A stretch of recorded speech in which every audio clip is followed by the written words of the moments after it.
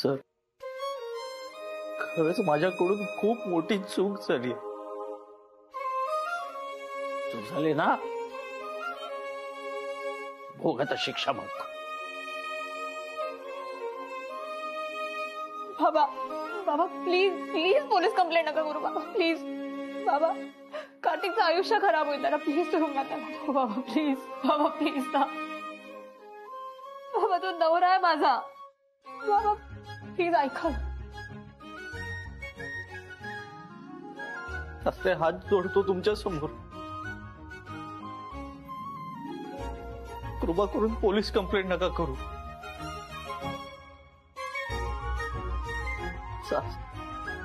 दादा दादा, तू तरी सांग ना सरांना. जर त्यांनी पोलीस कंप्लेंट केली तर माझं सगळं आयुष्य बर्बाद होईल. दादा सांग ना तू सरांना, तर तुझं ऐकतील. सत्तू तू तरी समज. कार्तिकी, तुझ्या कर्माची फळ आहेत, तुलाच भोगावी लागतील.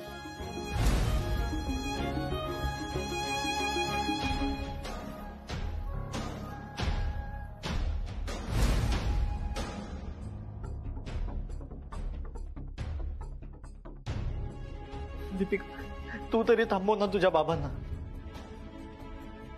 हे बघ, मी चोरी केली, मला माझा गुन्हा मान्य आहे, पण ते पोलीस कंप्लेंट करतायत का माझी.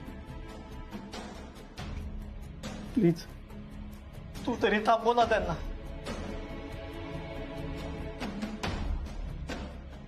दीपू दीदी, बाबा बघा ना काय करतायत. प्लीज प्लीज थांबवा ना त्यांना, प्लीज. कार्तिक तुरुंगात गेला तर माझं काय होईल.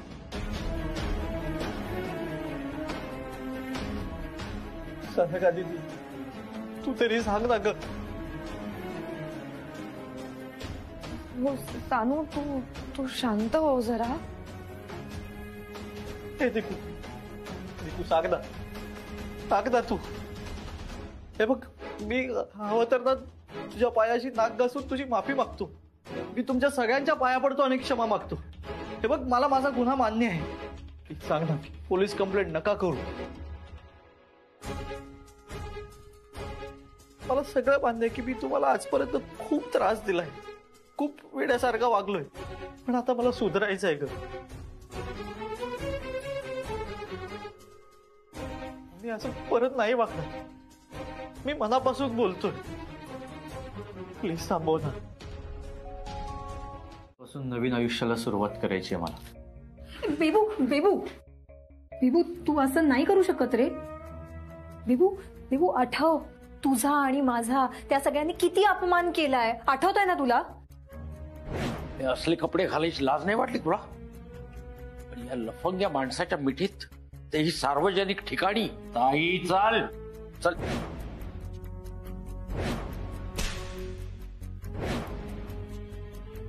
अरे अरे, कालचीच गोष्ट घे. काल तू अक्षरशः त्यांच्या पाया पडून भीक मागत होतास रे. मी तुमच्या सगळ्यांच्या पाया पडतो आणि क्षमा मागतो. हे बघ, मला माझा गुन्हा मान्य आहे. सांग ना की पोलीस कंप्लेंट नका करू. आणि काल एवढा मोठा अपमान झाल्यानंतर तू हे आज सगळं नाही करू शकत. सानू, माझा ना आयुष्यात खूप वेळा अपमान झालाय, पण खरा मोठा अपमान ना काल झालाय. आणि एका अर्थी बरंच झालं ते. मला माझी चूक तर कळाली, आणि आपल्या घरच्यांचं मन किती मोठं आहे हे सुद्धा समजलं तर त्यांनी मला माफ केलं. त्यामुळे तू सुद्धा आता सुधार आणि नीट वाग. बेबू, तुला वेळ लागलाय का? बाबांनी तुला माफ काय केलं? तू एकदम डोकं फिरल्यासारखं वागायला लागलायस रे. डोकं फिरलं होतं, पण आता डोकं माझं ठिकाणावर आलंय. सानू, आता या कार्तिक साळगावकरनी ना स्वतःमध्ये बदल करण्याचं ठरवलंय. तूही स्वतःमध्ये बदल कर, कारण इथून पुढे मी तुला कुठल्याच चुकीच्या गोष्टींमध्ये साथ देणार नाही. बेबू, कार्तिक,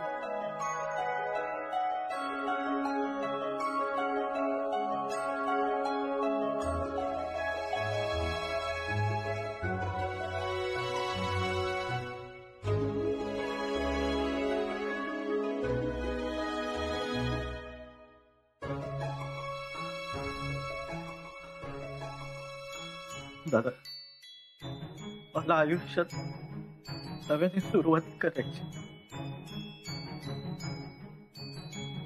अरे कार्तिक,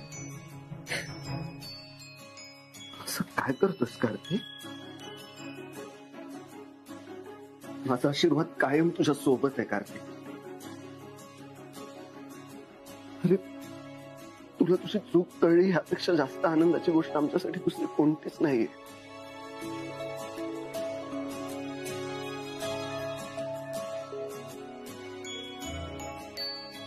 रडतोय काय कार्तिक? तुझं किती मन मोठं आहे. आजपर्यंत तुझ्याशी कसा वागलो तरी प्रत्येक वेळी तू मला माफ केली. आता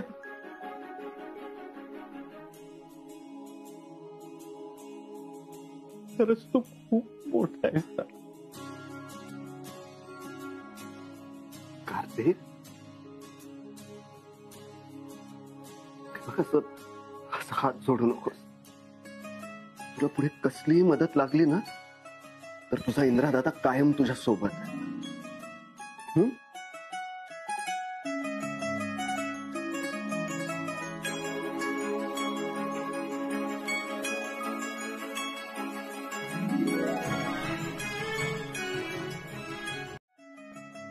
कसा चाललाय अभ्यास? छान चाललाय. काय कसला चाललाय एवढा अभ्यास? कायद्याचा. हा? बाबा, तुम्हीच नेहमी म्हणता ना की आपल्यावर होणाऱ्या अन्यायाविरुद्ध आपल्यालाच आवाज उठवायला हवा. म्हणून मी ठरवलंय, कानविंदेन विरुद्धची केस मी स्वतः लढणार. मी स्वतः माझी बाजू मांडणार आहे. दीदी, तू जे करतेस ना, खरंच त्याच्यासाठी खूप धाडस लागतं. खूप धाडशी आहेस तू. अरे नुसतं धीराची नाही, जिगरबाज पण आहे. बाबा, पुरे आता.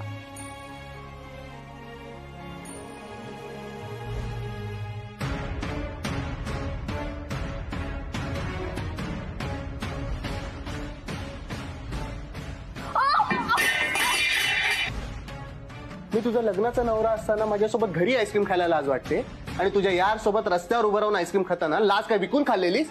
हा, विकून खाल्लेलीस?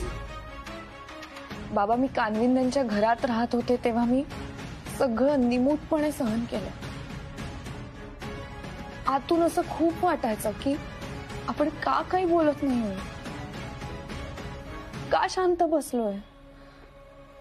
त्यांनी केलेल्या छळाचा जितका त्रास झाला ना, त्यापेक्षा जास्त त्रास मला मी हे सगळं का सहन करत राहिले ह्या प्रश्नाचा झाला. जगात अशा खूप मुली असतील ना ज्यांना स्वतःवर होणाऱ्या अन्यायाविरुद्ध आवाजच उठवता येत नसेल, हे बोलताच येत नसेल. पण मी नशीबवान आहे. माझ्या बाजूने तुम्ही दोघं, आपली दीपू, साळगावकर, तुम्ही सगळे खंबीरपणे उभे होतात.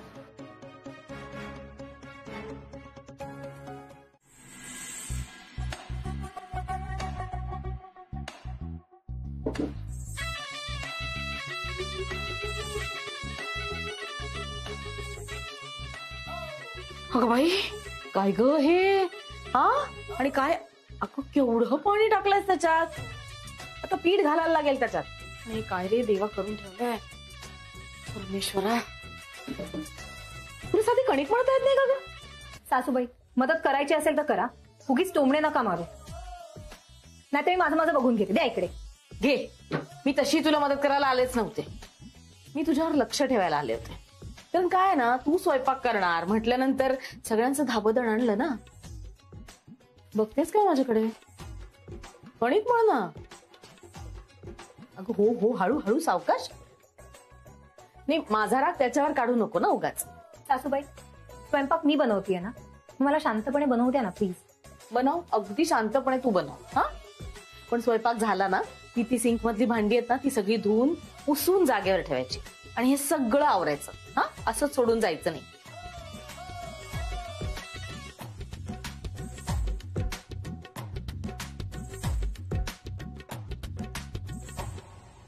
काय रागाने का बघतेस?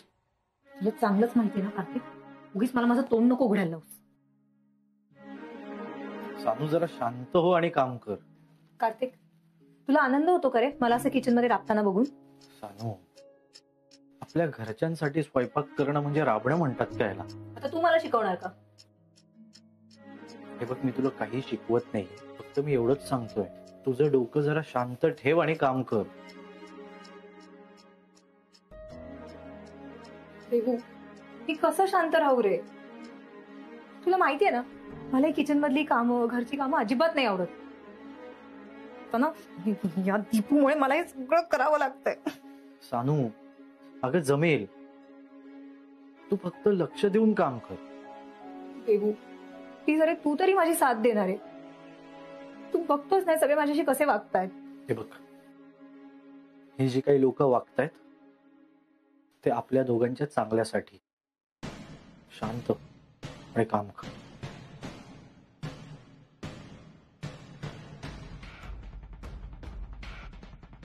दीपू, तुझ्यामुळे मला असं राबावं लागतं. तुला असं सहजासहजी मी सोडणार नाही.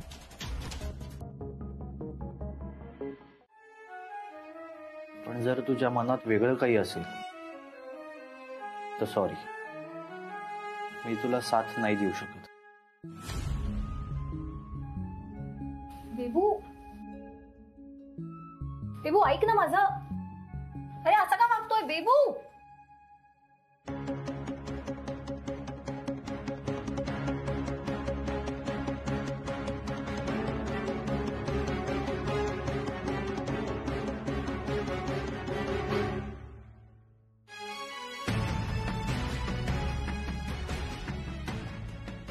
आज माझा बेबू सुद्धा माझ्यापासून दूर गेलाय.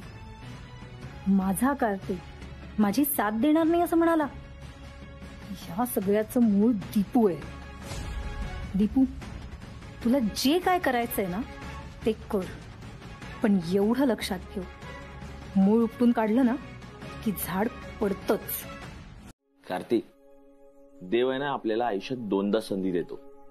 पहिली संधी तू गमावलीस, तर ही दुसरी आणि शेवटची संधी आहे. या संधीचं मात्र तू सोनं कर. तुझा भाऊ सत्तू कायम तुझ्या पाठीशी उभा असेल.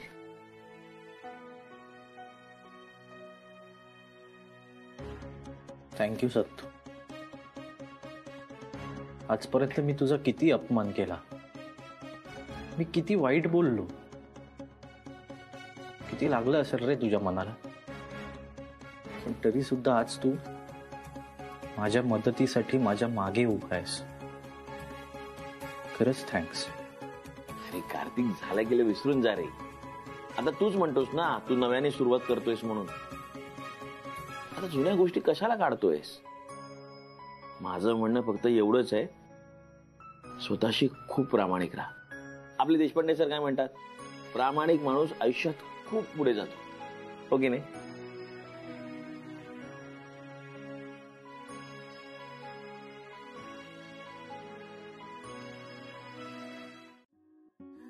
अगं हे वेडाबाई, अगं रडतीयस कशाला? नाही रडायचं नाही आता. हा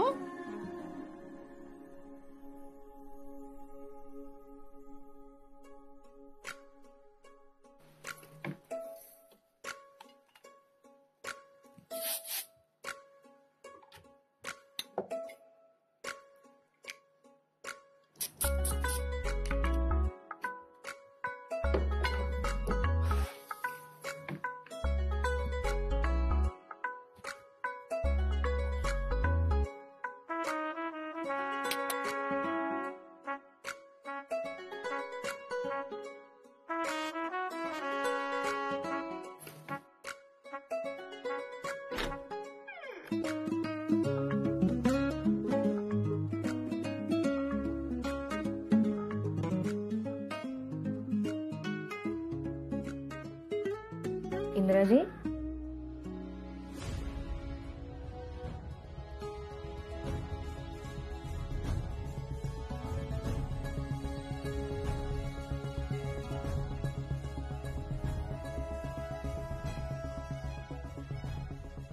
सरप्राईज.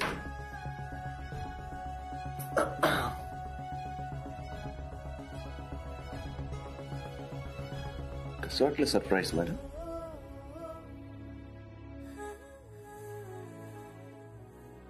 तुम्ही लाजताय मॅडम?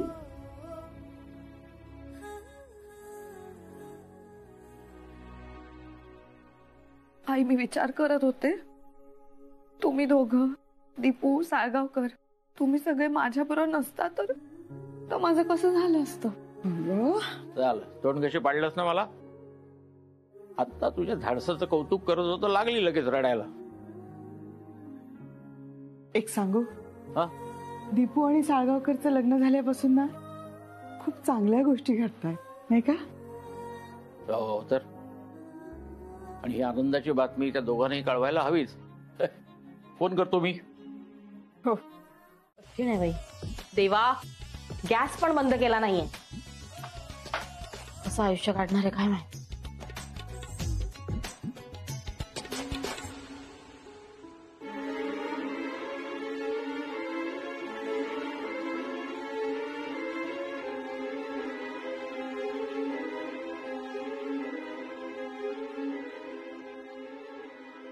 मुक्ते, ये जरा पटकन. गाई, काय झालं? धर धर. अगं, पाय मुरगळलाय. सावकाश. आई ग. तिथे चोप्यात. हळू हळू हळू. अशी कशी पाय मुरगळ? अगं, पाणी होतं बहुत, तिकडे घसरले मी. आई, हळू हळू हळू हळू. दादू, आई आई. ए दादू. काय झालं आई? अरे, बहुतेक चानिकाने पाणी सांडवलं होतं. पाय घसरला माझा, मुरगळलाय आता. आई थांब, मी स्प्रे आणतो.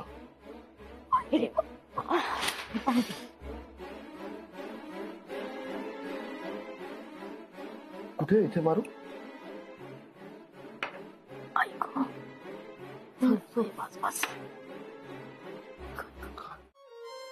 मुलं असली की घर भरल्यासारखं वाटतं. म्हणजे आता दीदी आहे इथं, दीपू लग्न होऊन सासरी गेली, घर एकदम सुनं सुनं वाटायला लागलं. या मुलांच्या येण्यानं ती पोकळी भरून निघाली. अहो, मला कळतंय तुम्हाला खूप एकटं एकटं वाटतंय, पण मी आणि शलाका आहोत ना. तुम्ही कशाला काळजी करताय? बाबा, आणि तुम्ही इतका का विचार करताय? मी इथेच आहे तुमच्या बरोबर.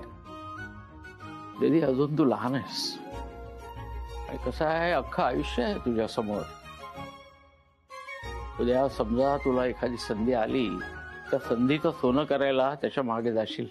त्या उलट आमचं कसं वय झालंय आता ग. नाही म्हटलं तरी म्हातारपण आला आता. तू आहेस आमची काळजी घ्यायला, पण म्हातारपणी मुलं लांब असली ना, एक पोकळी निर्माण होते आई वडिलांच्या आयुष्यात. ती पोकळी आता आम्हालाच भरून काढावी लागणार ना.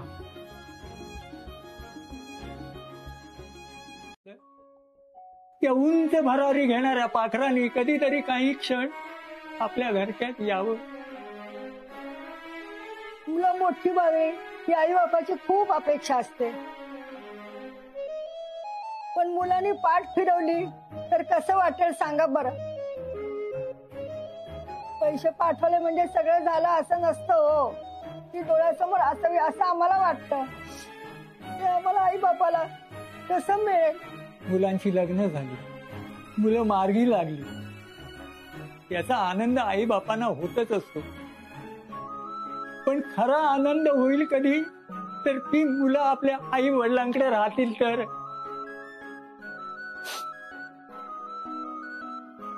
असं मी जानकीला नेहमी सांगत असतो, जानकी, मुलांची लग्न झाली की मुलं आपली राहत नाही. त्यामुळं आपणच एकटेपणाची सवय लावून घ्यायला हवी.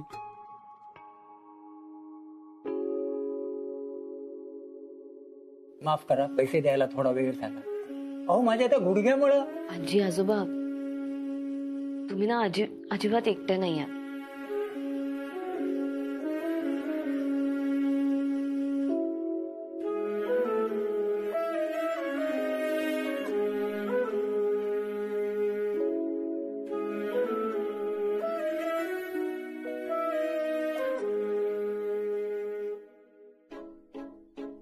तुम्हाला कधीही कुठल्याही गोष्टीची गरज भासली ना तर निसंकोचपणे मला फोन करा. अगदी फक्त गप्पा मारायच्या असतील ना तरी फोन करा, मी लगेच येईन तुम्हाला भेटायला. कराल ना फोन? तुझ्यासारखी लेक सगळ्या आई बापांना मिळव. नाही कार्तिक, आणि तुझ्यासाठी तर तुला सगळं करायचंच आहे, पण त्याचबरोबर रोज रात्री सगळ्यांसाठी स्वयंपाक सुद्धा तूच करायचा आहेस.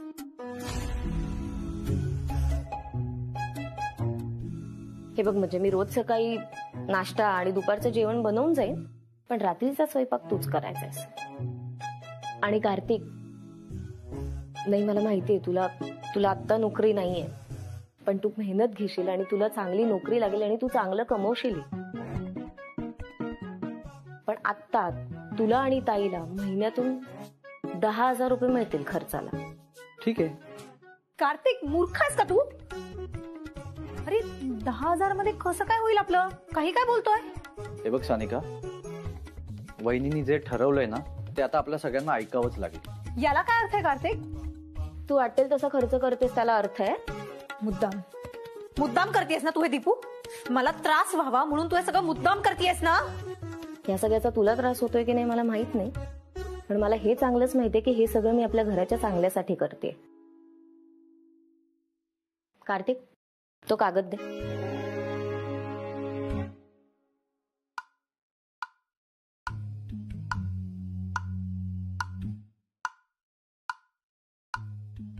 हे घे घे घे, वाचून घे नियम, म्हणजे लक्षात राहतील तुला. तुझ्या जबाबदाऱ्या घ्यायच्या आहेत ना तुला.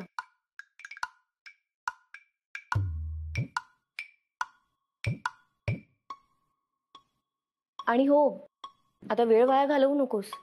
नाही कसं आहे, आमचा सगळ्यांचा नाश्ता झालाय, तुला कार्तिकसाठी आणि तुझ्यासाठी नाश्ता बनवायचा आहे, त्यामुळे पटकन कामाला लाग.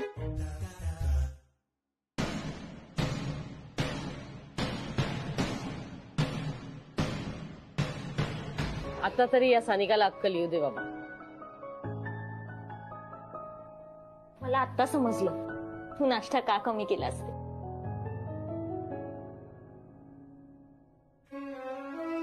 कार्तिक, कुठे जातोस? तू काय नाश्ता माझ्यासाठी बनवला नाहीयेस. आता बघू, सानिकालाच मस्का लावतो, ती तरी निदान काहीतरी खायला करेल माझ्यासाठी. कार्तिक, मी केलाय नाश्ता तुझ्यासाठी सुद्धा आणि ताईसाठी सुद्धा. हे बघ कार्तिक, मी मुद्दाम वाईट वागत नाहीये तिच्याशी, प्लीज मला समजून घे. काल आईंना जो त्रास झाला तो पुन्हा होऊ नये एवढंच मला वाटतं, म्हणून मी हे सगळं करते. हो, पण मला कळतंय सगळं. ती सानू बघ ना, ही धड वागतच नाहीये.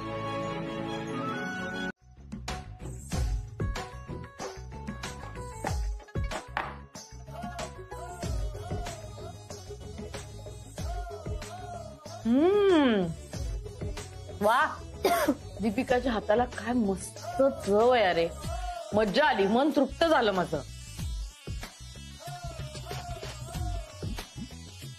नो, हे सानू, जर किती वेळ अजून, मला भूक लागलीये. 10 नाही येत मला. कार्तिक, अरे दीपिकाने जास्त बनवलंय जेवण, तू घेऊ शकतोस त्याच्यातलं. घेतोयस का जेवायला? नाही, फक्त तुलाच मिळेल ना. नको आई, हे बघ, सानिका माझी बायको पण छान स्वयंपाक बनवते, मी तिच्या हातच घेते.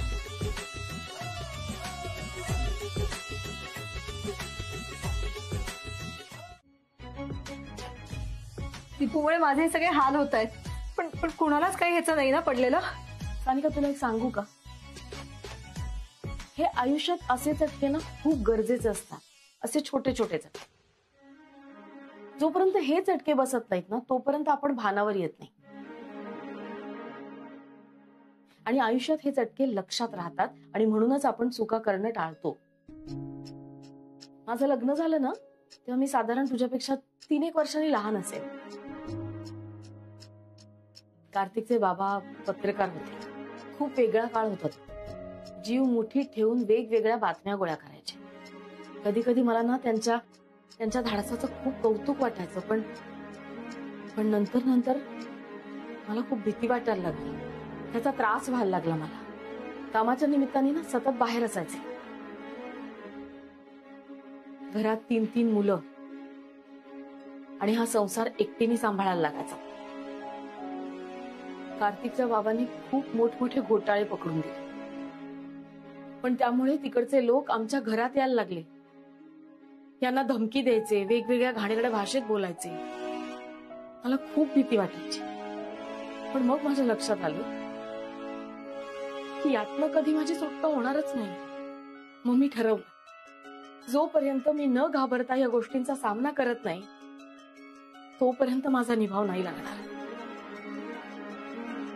त्या दिवसापासून आजपर्यंत अगदी कार्तिकचे बाबा गेले त्यानंतर सुद्धा मला कधीच कोणाच्या आधाराची गरज नाही लागली. सानिका, सांगण्याचा मतितार्थ हा आहे की आयुष्यात हे असे चटके लागत राहतात. ह्याला घाबरायचं नाही. संसारातले हे असे चटकेच आपल्याला नंतर बळ देतात. तुझ्या नशिबाने तुला इतकी छान गुणी बहीण मिळाली. तिचा आदर्श ठेव. सानिका, दीपिका हे सगळं का करतेय? तुझ्यात बदल घडून यावा म्हणून ना. मग जरा तरी या गोष्टीचा विचार कर ना आणि मनाशी ठरव, बदल स्वतःला. तू स्वतःला बदललंस ना की बघ सगळ्यांना किती आनंद होतो ते.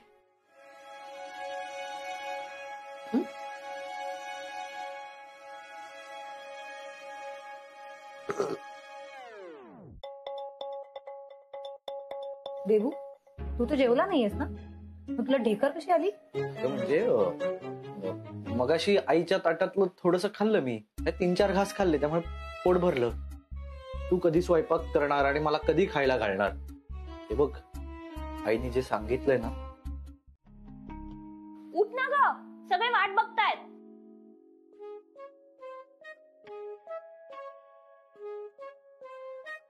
चालेल, मी येते, तुम्ही या लवकर.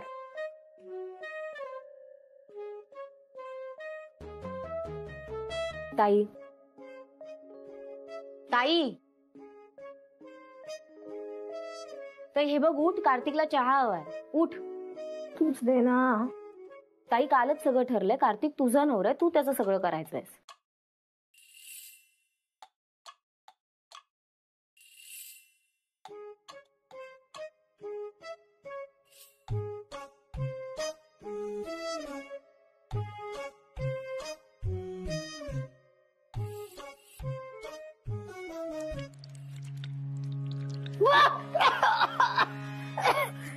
दीपू, वेळ लागलाय का तुला?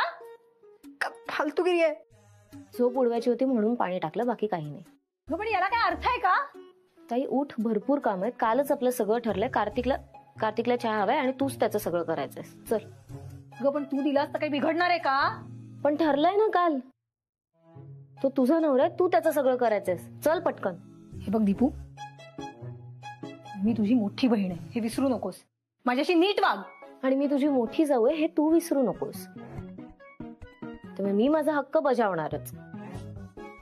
आणि काय रोज आठवण करून देऊ का तुला? चल उठ, खूप काम आहेत. कार्तिक वाट बघतोय, चल उठ.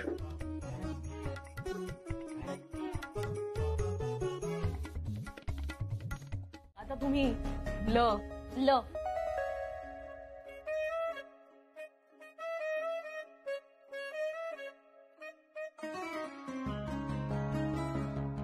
ले जाएंगे दिल वाले, दुल्हनिया ले जाएंगे, रह जाएंगे पैसे वाले, देखते रह जाएंगे. ग काकू, मला काय वाटतं, आपण टीम बदलूया. तसंही नवरा बायको एकमेकांना मदत करणारच आहेत, त्यापेक्षा टीम बदलूनच टाकूया. हो, मी पण पाहिलंय. एक मिनिट. असं आहे का? बरं, मग आपण एक काम करूया. दीपू, तू त्यांच्या टीम मध्ये जा आणि सत्तू तू आमच्या टीम मध्ये. म्हणजे चिटिंग नाही ना होणार. तू कर मदत आता त्याला.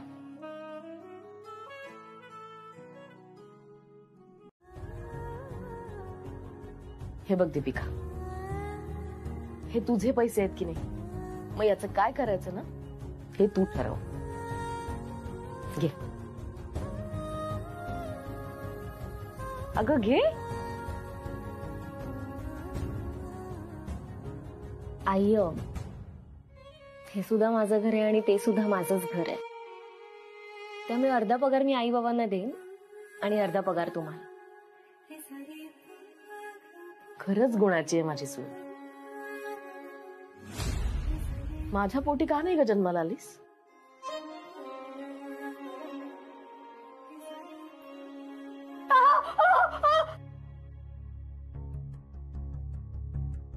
सानिका, चल बघ काय झालं ते.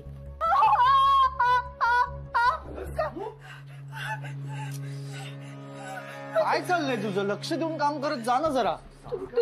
गप्पच कार्तिक, अजिबात बोलू नकोस माझ्याशी. कार्तिक, हळद लाव ना तिच्या बोटाला. दीपू, बंद कर तुझी नाटकं.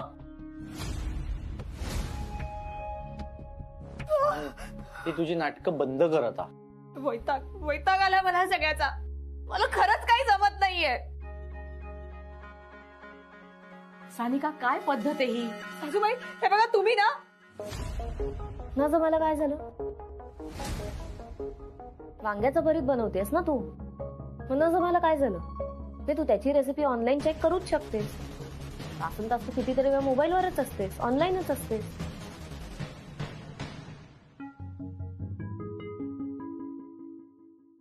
ठीक आहे.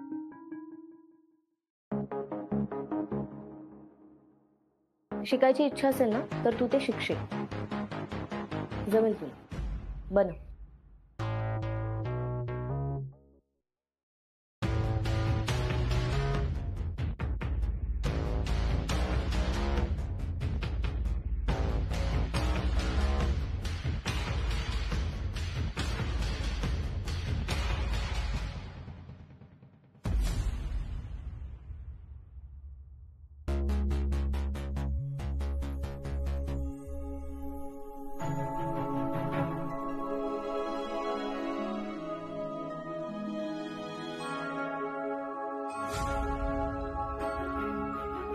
कार्तिक, एक पीस घे आणि ताईला दे.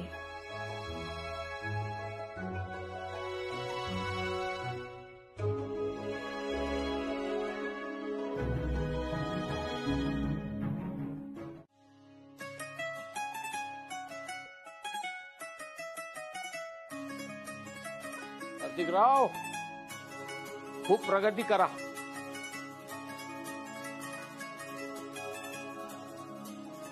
काय दीपू, कसा चाललाय संसार? मस्त. सर, दीपिका वहिनी, सानू आणि शलाका दीदी कधीपासून एकमेकांना राखी बांधतात?